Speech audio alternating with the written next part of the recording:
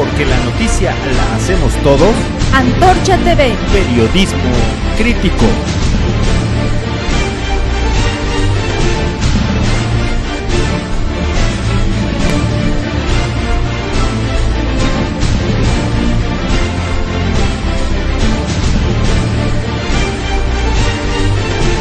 Antorcha TV. Periodismo crítico. ¿Qué tal? Es un gusto saludarlo este viernes 25 de marzo de 2011. Estamos por iniciar el fin de semana y es un placer que nos acompañe en una emisión más de Antorcha TV. En el Distrito Federal, cuando menos, el 30% de la población no tiene acceso a la vivienda.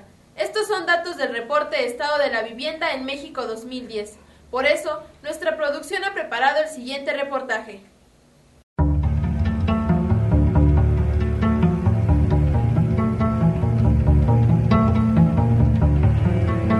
En la Ciudad de México habitan 8.851.000 personas.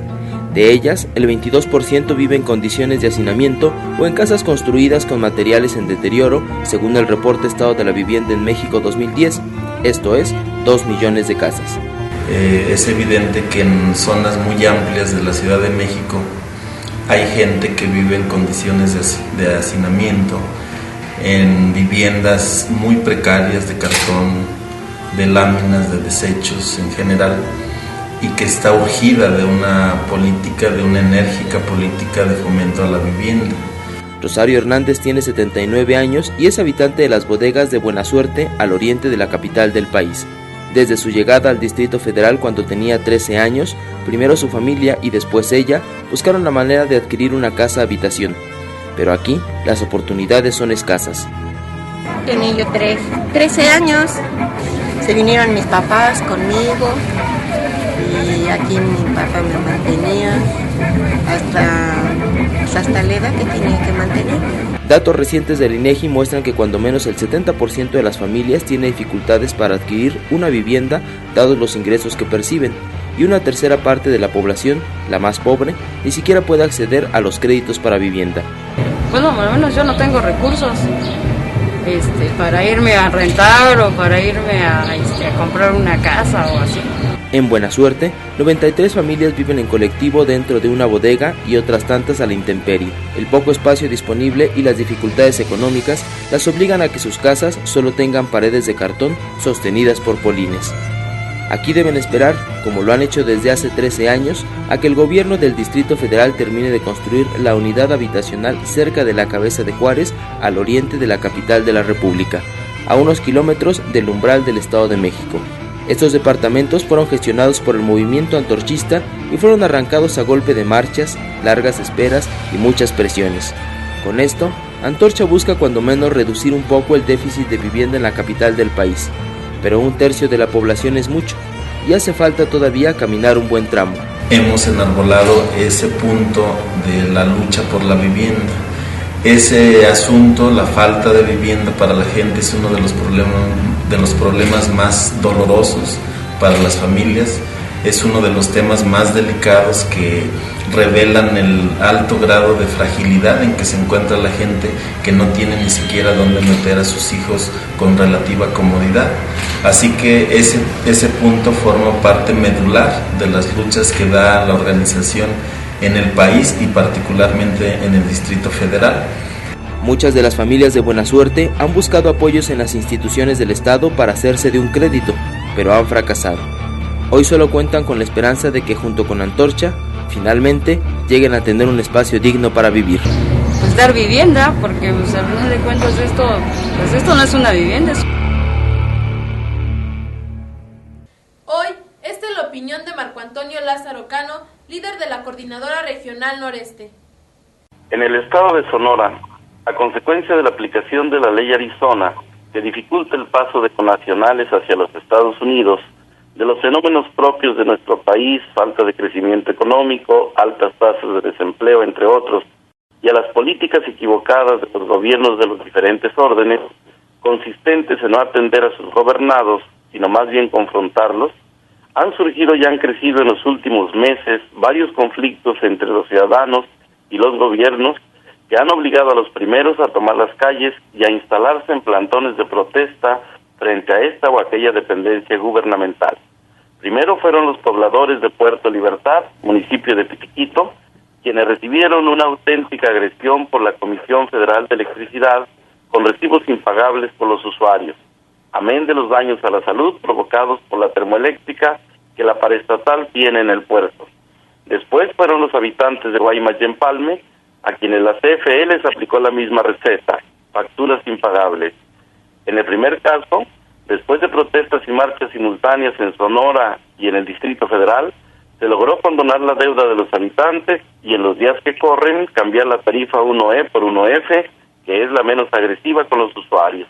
En los casos de Guaymas y Empalme, tuvo que darse un plantón de más de un mes en dicha ciudad y en la de México para que al final de la lucha 1,700 familias, o sea, cerca de 10,000 personas, se vieran beneficiadas con la refacturación que lleva a la fecha un 80% de avance, descontándoles a todos ellos un monto superior a los 3,5 millones, que da cuenta del tamaño del abuso que se estaba cometiendo con estos sonorenses.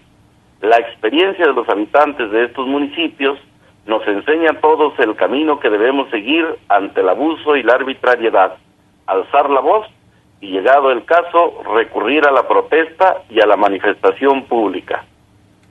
Yo lo invito a un rápido recorrido por la República. El país en corto.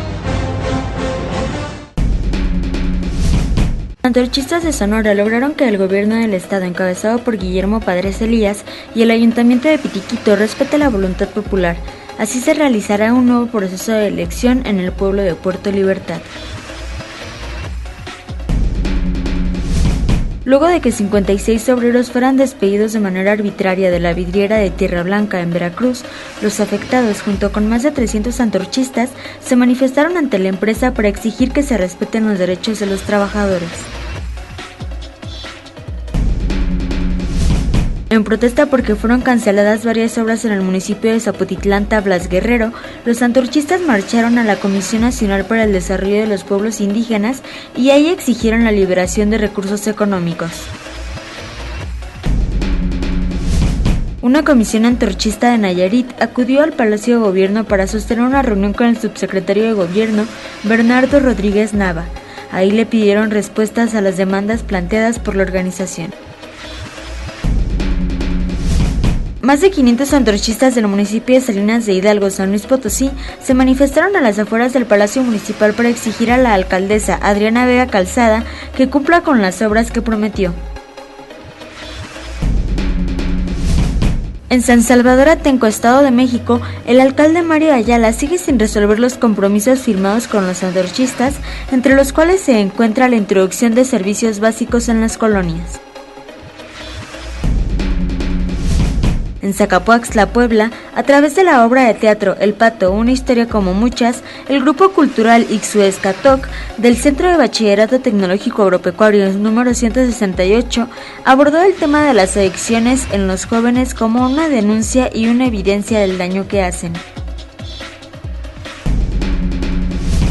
En Colima, más de 800 antorchistas se manifestaron ante el Palacio de Gobierno para exigir una audiencia con el gobernador Mario Anguiano Moreno. Buscan plantearle sus demandas más importantes. En Hidalgo, en vista de que el presidente municipal de Omitlán de Juárez, Gerardo Árzaga Domínguez, se niega a atender las solicitudes de sus gobernados, los antorchistas marcharán por cuarta vez en el municipio. Estas son las 5 notas que marcaron la agenda de la semana.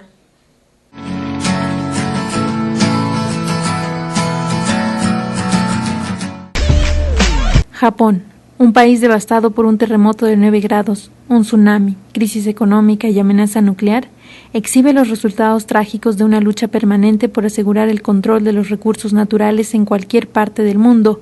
Saca el petróleo de las entrañas más rápidamente y lo saca ahora de lugares donde antes no lo sacaba, en las aguas profundas.